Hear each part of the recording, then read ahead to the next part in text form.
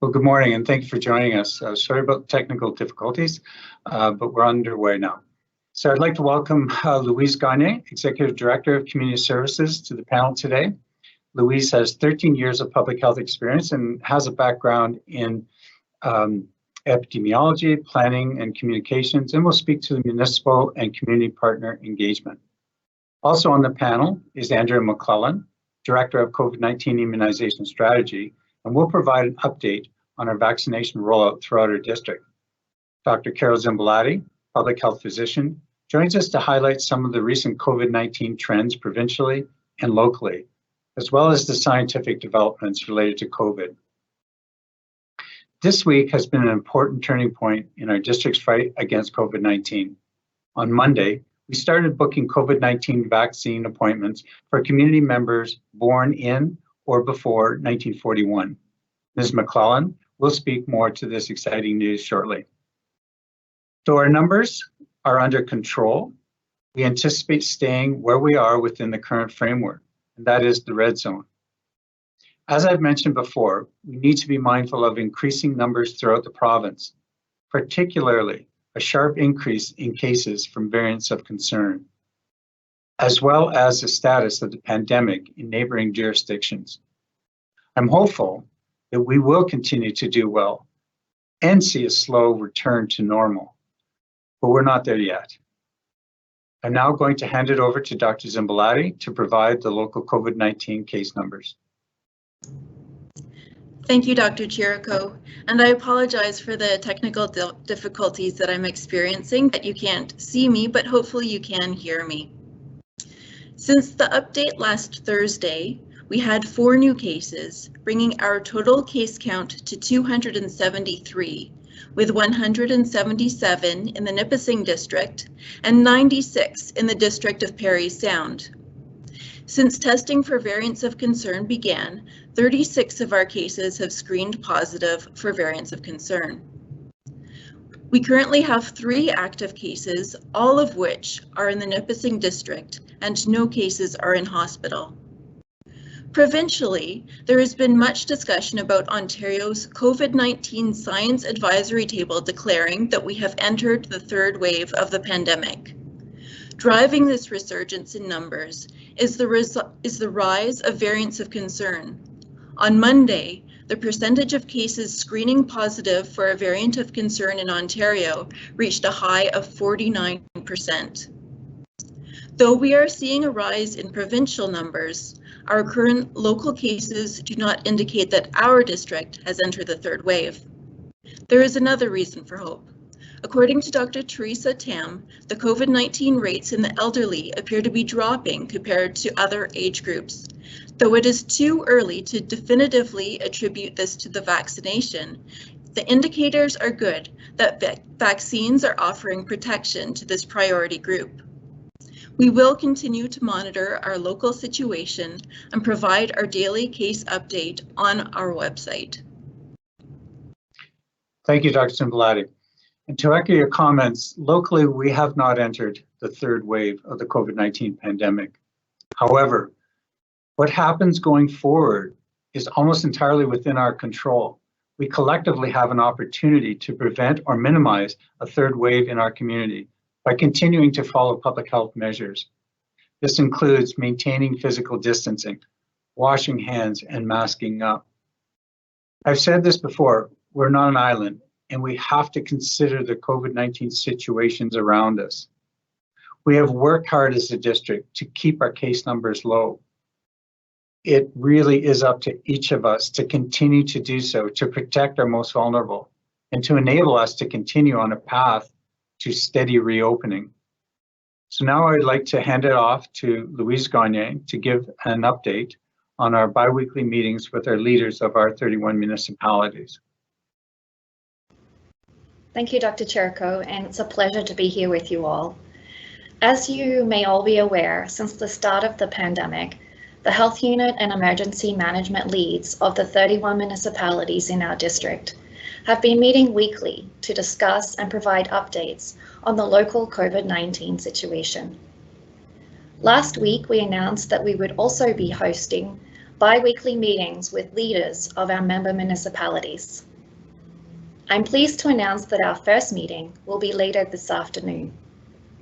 These meetings will provide an opportunity for municipal leaders to hear local updates, ask questions, and to collaborate on communication and opportunities such as the COVID-19 vaccine rollout. We look forward to enhanced collaboration with our municipalities and see this as a real opportunity to ensure a streamlined approach throughout our district. Back to you, Dr. Chirico. Thanks for the update, Ms. Gagne. I'd like to invite Andrea McLellan to provide an update on our vaccine rollout. Thank you, Dr. Chirico. Good morning. I wanted to share with you that as of this morning, we have provided 8,221 vaccinations across our district. As Dr. Chirico indicated, the provincial booking system for COVID-19 immunizations went live on Monday morning. There were certainly some initial challenges with the system that did cause some delays in booking appointments. However, things seem to have resolved and the system seems to be working well now. Over the next 2 weeks, we are looking forward to providing vaccination clinics for individuals born in or before 1941. Since Monday, we have had over 5,000 eligible individuals book a COVID-19 vaccination appointment at one of our clinics. We'd just like to take this opportunity to remind people that individuals born in or before 1941 must have an appointment to attend one of our clinics to be vaccinated. And in order to ensure all public health measures are followed, we are asking people to arrive at the clinic at the time of their appointment. I also want to take a minute at this point to acknowledge and thank our municipalities and the 4 hospitals in our district for their support and efforts in making these clinics a reality. Our ability to offer the number of clinics we are able to offer over the next few weeks is a direct result of their support and continued collaboration. Over the next week or so, we expect to immunize over 5,400 individuals as we continue to work our way through the phase 1 priority populations. In addition to our over 80 population, this includes second doses for retirement home residents, ongoing rollout of vaccines for our Indigenous populations, first responders, and ongoing vaccination in long-term care homes as required, and additionally planning for the immunization of community-based healthcare workers. And with that, I'll turn it back over to Dr. Chirico. Well, thank you, Ms. McLellan. And that's it for our prepared remarks. And so we'd like to begin answering any questions that you might have. If you do have questions, please type them into the Q&A at the top of your screen, and our moderator will read them out loud, and we will try to cover off as many as we can. So Alex, if you could please read the first question. Thank you. So our first question will be directed towards Andrea. You did vaccinations at Skyline. Would you consider doing the same thing at other apartments or retirement homes across the area? Thank you for your question. We have completed retirement home vaccinations at the retirement homes already. Second doses will be administered the weekend of March the 27th, I believe it is, that they're due for their second doses. We went to the Lancelot, our Skyline apartment buildings, as a result of an outbreak of COVID that was occurring in that area. I'm not saying we won't consider going to apartment buildings to assist in vaccinations in those areas, but our goal is to immunize as many people as we can in a relatively short period of time, and mass immunization clinics work better for that, but I'm certainly not saying that we would not consider them. We look at each population that we're providing immunizations to and offer the services based on what we hope best meets their needs. Thank you. Our next question is directed to Dr. Chirico. It was submitted anonymously. Was an official order ever given by yourself in relation to closing snowmobile trails, outdoor rinks, and sliding hills, or was it a recommendation? No, it was an order. Thank you. This question would be directed toward Dr. Zimbalatti. Do you know how many cases of the variants of concern remain active within our district? At this time, no, I don't have that data in front of me, but we could get back to you with that information. Thank you. Our next question is for Andrea. It comes from Jennifer from The Nugget. Can you let us know what the next group will be to get vaccinated and when they can start booking their appointments? Then we're working towards 2 groups right now, actually. The home health care workers, we hope to be able to take care of in the next week or 2 through a separate system, not using the provincial booking system. And then we will be working towards our community healthcare providers and having appointments available for them across the district. That should happen the system should go up for that within the next 2 weeks. Thank you. Our next question is from Clark from Chirico/YourTV.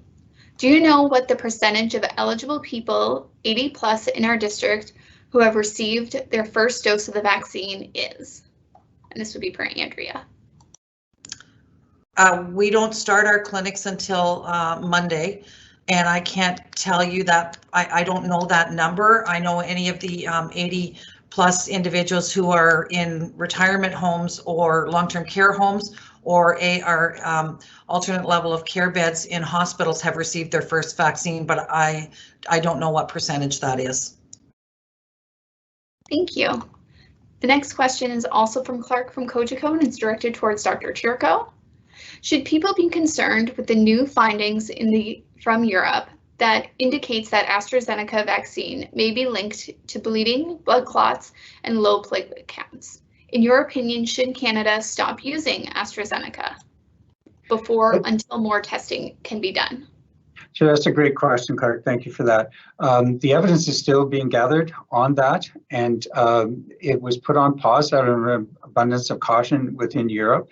But some of the studies that are coming out have indicated that the clots and the what they call pulmonary embolus, clots that may have gone to the lung, did not occur out of what you would normally see in that population. But further study has to be done on it to definitively determine that. But at this point, it has not been determined that AstraZeneca has been the cause of that.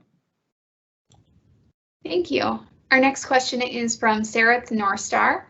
How is it decided if the health unit staff or other medical professionals, such as hospital staff, administer the vaccines and run clinics? This one would be for you, Andrea. Hi, great question. We work in partnership with our local hospitals. We've been working with the 4 hospitals in our district across the spectrum, looking at immunizations for their healthcare providers, their highest risk healthcare providers. And in our conversations, as we were planning for clinics across the district, they stepped up and they offered to assist us with those clinics and provide immunizations for our populations that we were working with. So we are working with them on an ongoing basis. They're supporting us, and where they want to take the lead in it, we're providing the support to them. Otherwise, we're leading the clinic and they're providing support to us. So we're working together to get this rolled out as quickly as possible. Thank you. Our next question is also for you, Andrea. It's from Alana from CTV. What can people expect on Monday for the first vaccination clinic? What will it look like for people going to receive their vaccine? Great question. I know that Melinda Fry from the Memorial Gardens had done an interview last week and shown there's some video footage, I believe, on the Nugget website that actually shows the layout. But we have a great flow for working through the clinic. So the client will arrive at the door. They'll be screened for COVID and to ensure that they have an appointment. Then they'll proceed to the registration desk where they will be checked in. From the registration desk, they'll be taken to the area where the immunizations are occurring, which is on the rink floor.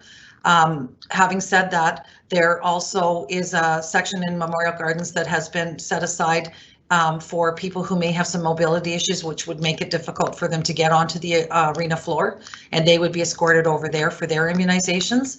They'll receive their immunization. There's a post-immunization waiting area where they will wait 15 minutes before they leave the building, and then they would be escorted out of the building. And the flow of it is a one-way flow. People who are leaving don't pass by people who are entering into the system. And so we have lots of people booked to help guide people through the flow, and lots of people booked to help provide immunization. So we anticipate it will go well. We have 900 people booked to be immunized on Monday at Memorial Gardens between 9 and 4. I'd just like to add too that it's really important for people to not come too early to their appointment. We don't want people showing up an hour or two ahead of time, which will just lead to more and more congestion. We want people to come just before their appointment so that they'll flow through as quickly as possible. Thank you. We have two questions that are similar. So these would be directed towards yourself, Dr. Chirico. So the first is from Jennifer Hamilton. It's, what will this region need to move into orange? And then Mo from My Parry Sound Now says, what kinds of indicators or numbers are you waiting to see to be able to move our district out of the red control level? Or is it just a time factor? No, those are excellent questions, and questions we all want answers to, because everybody, I'm sure, wants to get back to as normal life as possible, and we all do. However, the reality that we are facing is that there are a lot of complex issues that we're having to deal with, and it's not one singular number that determines what the recommendation is. And ultimately, it is a recommendation of the cabinet what they decide as far as what level we go to. I provide the recommendation from a local perspective. So what we do is we look at a whole host of things, as I mentioned before, and we're not an island. So we have to look at what's going on around us, what the numbers are, what the trends are. There's so many different factors that come into play. So there isn't really an answer to say, well, if we reach this number, then we can move into the next color. My advice is that we move as a region, we move slowly, because we do know that the quickest path to a sustained long-term reopening is not opening too early. And there are too many indicators right now that are suggesting that we're trending upwards, we're not trending downwards. And so we have to be very, very cautious, because we don't want to have happen and is that we open up and we have to close down, open up and close down. That's not healthy for anybody, for the economy, for anybody's mental health. And if we can persist for the next few weeks to months, if we can persist doing exactly what we've been doing and not leaving our homes unless it's for essential reasons, not traveling outside of our district, using the public health measures that we have until we can get everybody immunized and continue to do that. But we have to keep up with the public health measures. We know they work, we know it's under our control, and if we do that, we'll be able to have a much more predictable and sustained reopening. Thank you. Andrea, Alana from CTV would like to know roughly how many people are expected to be vaccinated at each clinic per day? So on Monday, we have 900 in North Bay, just over 500 in Parry Sound, 300 in Mattawa. Tuesday is Sunridge, and we anticipate about, I think, 400 to 500 in Sunridge. Wednesday would be the same as Monday. Thursday is Sunridge as well, and then Friday is North Bay at 900 again, and West Nipissing begins their immunizations, and I think there's 400 to 500. I know we will next week, between Monday and Friday, we will immunize approximately 5,700 people. Thank you. Jennifer from the Nugget is wondering, have we secured enough vaccine to immunize everyone in the North Bay Parry Sound district? Andrea? We don't get all of our vaccine in one allocation. It is allocated on a weekly basis.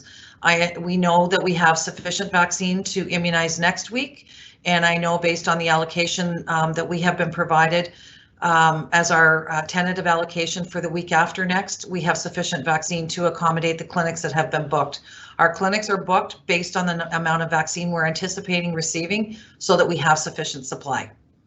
And I'd like to also add to that, that we are advocating with the government, we're working with the government to get more vaccine and to get it as quickly as possible. We obviously know that there have been shortages and we're playing catch up, but we've been working with Minister Fedeli, we've been working with our MPPs, Mr. Miller, we've met with the Solicitor General to advocate to get more vaccine so that we can get caught up for sure. Well, initially when there were shortages and they started rolling out the vaccines in Southern Ontario in mid-December, it was going to areas where there was the greatest need. They had more people were ill, more people were dying.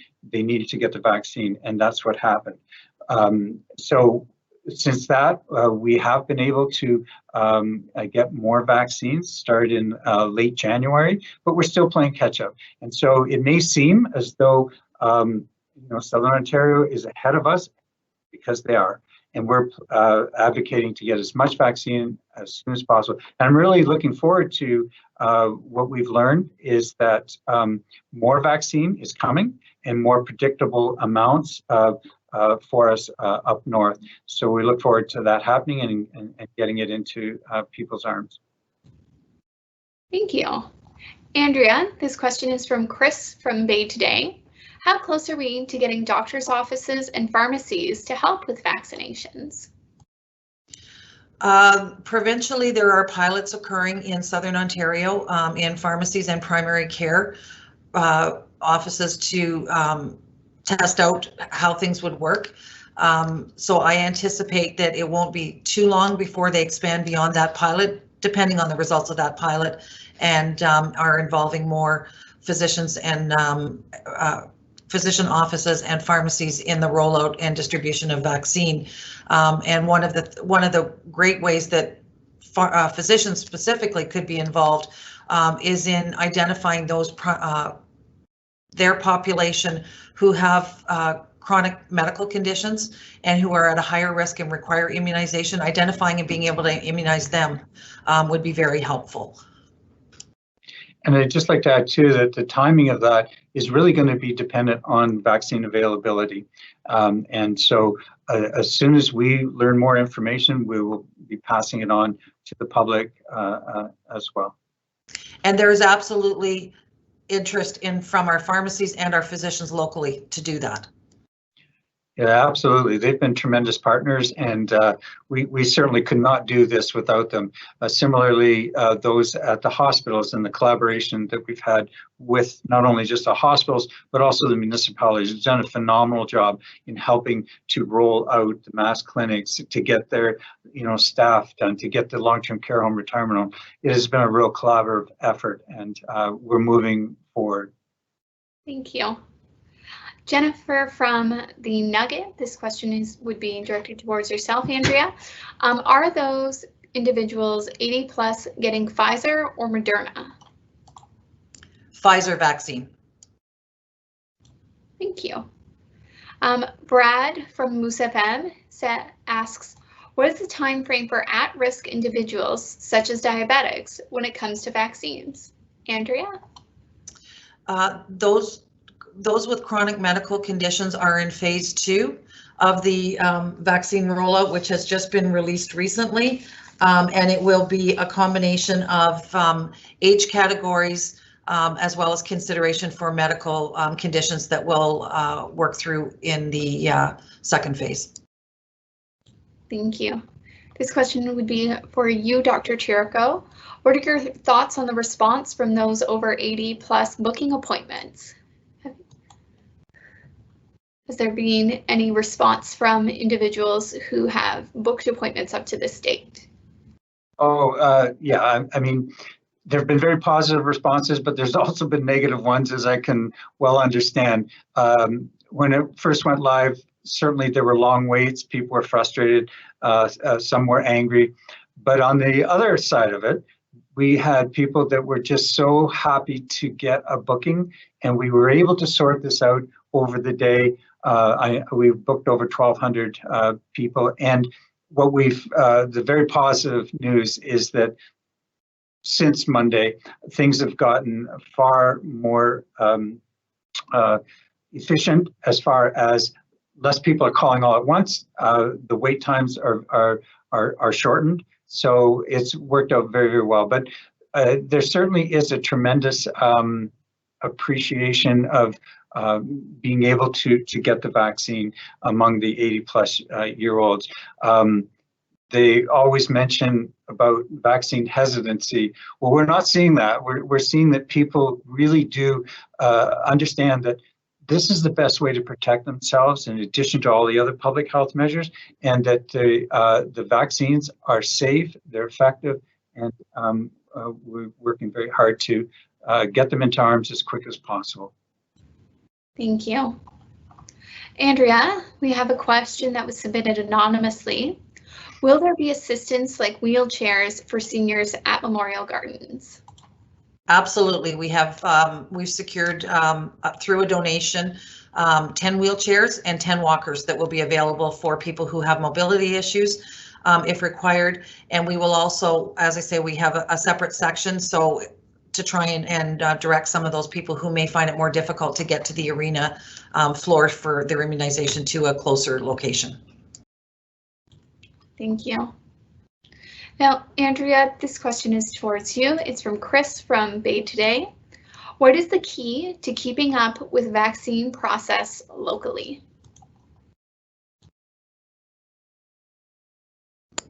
Sorry, I'm not sure I understand the question. I think they mean how are we able to keep up with the vaccines that are coming in and ensuring that they're going out in a timely fashion or being allocated in a timely fashion. Okay, yeah, no problem. We're actually trying to be ahead of the curve because we have some sense of what our allocation is. We're able to start to pre-plan for clinics and for groups of people that are in the priority list. So we work through the priority list, identify where we're able to, how much vaccine is required for that, and then we allocate out the vaccine to those areas to ensure that we're meeting the prioritization framework that we're following and ensure that we're not going to short areas. So for example, when we put up clinics for our seniors, we knew how much vaccine we had and we knew that we had enough vaccine for all of those appointments. Yeah, and I'd also like to add that we're also doing clinics in parallel and concurrently to get as many people vaccinated at the same time as possible. So that's part of the planning stage as well. Thank you. Andrea, this is also directed towards you. It was submitted anonymously. Is there a plan for elderly patients who cannot attend the clinics? We've been working with community partners who provide community services to those in our population who are unable to leave home. And we have been working to develop a strategy for our homebound clients. One of the limiting factors has been the portability of the vaccine for homebound clients. There has been some progress made there, and we are working with our community partners to identify those individuals and come up with a strategy to immunize them. Thank you. Dr. Chirico, this question is directed towards you from Chris Dawson at Bay Today. What is your take on the OHL potentially returning and North Bay Battalion possibly returning to the ice as early as this spring? That's a great question. We certainly all love hockey in North Bay and surrounding areas, and would certainly want it to come back as soon as we possibly can. But again, currently we are looking at a situation that is very concerning with regards to potentially increasing number of cases throughout the province. So I think it's really premature to speculate on when exactly they'll be able to do that. We have to keep a close eye on the whole situation in our surrounding districts and the province to be able to come to a point where we can actually make a recommendation that happens, that we can get into a lower, a less restrictive zone. But currently, we're not there yet. Thank you. Andrea, this question would be for you from Greg from Moose FM.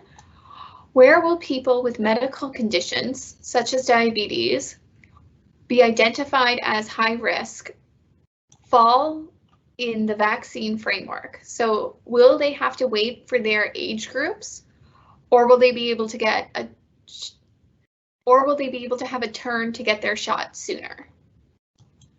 Those age groups fall into phase 2, and I believe through the ministry that is one of the groupings that they're looking to identify a separate immunization strategy for through primary care and pharmacies, through primary care being the group that identifies those individuals and then provides the immunization through primary care. Thank you. We have another question for you, Andrea. This is John from Parry Sound North Star. Could you summarize the rollout on First Nation territories of the vaccine? Sure. So they're in the First Nations communities, they have been provided vaccinations, enough vaccine to immunize the current populations who have been identified at risk. There was a matrix that was developed by the ministry in consultation, or in collaboration actually, with the Ministry of Indigenous Affairs, and it was based on a tiered system. Through that tiered system, it identified it ranked the risk for the different First Nations, and based on the rankings, those First Nations have received the initial supplies of vaccine to complete immunizations for the people who were identified initially. We are anticipating receiving further vaccine later this month to continue that rollout and add more people to it, as well as provide vaccine for urban Indigenous populations as well. Thank you. Now we have a question from Jennifer from the Nugget. This would be directed towards Dr. Chirico. What is your recommendation when it comes to children's sports for this summer? Well, we'd certainly all love to get back to having a summer where everybody could participate in those kind of activities. Again, I'm optimistic that if we really work hard in these next few weeks to month, and really, I know it's difficult because everybody's tired, but if we can just hold off a little bit longer and ride out this third wave, even though it's not in our district right now, if we can do that, if we can slow the curve, just like we were able to do in the first wave, and slow the spread of the virus, I think we'll have a great opportunity, and I'm very optimistic that if we do that and we don't see the cases climb, we'll be able to then move through the framework down to where there's far less restrictions, and that we can look forward to having a summer where kids will be able to do that. So I'm optimistic, but it's going to really be dependent on how much we work together to slow the spread of especially the variants of concern, which are taking over. And it's not a matter of if they will, it's when they will. But we have shown that we were able to prevent widespread outbreaks because our communities really did an amazing job to prevent that from happening when we did have the variants introduced into our district. Thank you. Now we have a question from Clark from CTV. This is a follow-up regarding the VOC active cases. So this would be directed to yourself, Dr. Zimbalatti. When will this information be released? The number of active variant cases was referred to when justifying the previous restriction levels. If this information isn't available, how is current framework zone decided upon? Well, thank you for the question. The information is available. I just don't have it at my fingertips for this press conference. However, we are continuing to monitor the variants of concern, and that is one of the factors that we consider when Dr. Chirico does make a recommendation regarding the zone level that we should be in for the week. So it is an area that is being actively monitored. Thank you. Andrea, the next question is to you. It was submitted anonymously. Do we have AstraZeneca here yet? And if we do, who are we planning to administer it to? No, we have not received any AstraZeneca vaccine at this point. It's being used in a pilot project in Southern Ontario with primary care and pharmacies. And beyond that, I don't know what the rollout plan is or if we will be receiving AstraZeneca.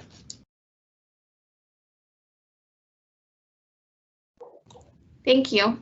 So we do not have any more submitted questions, so that concludes our press conference for today.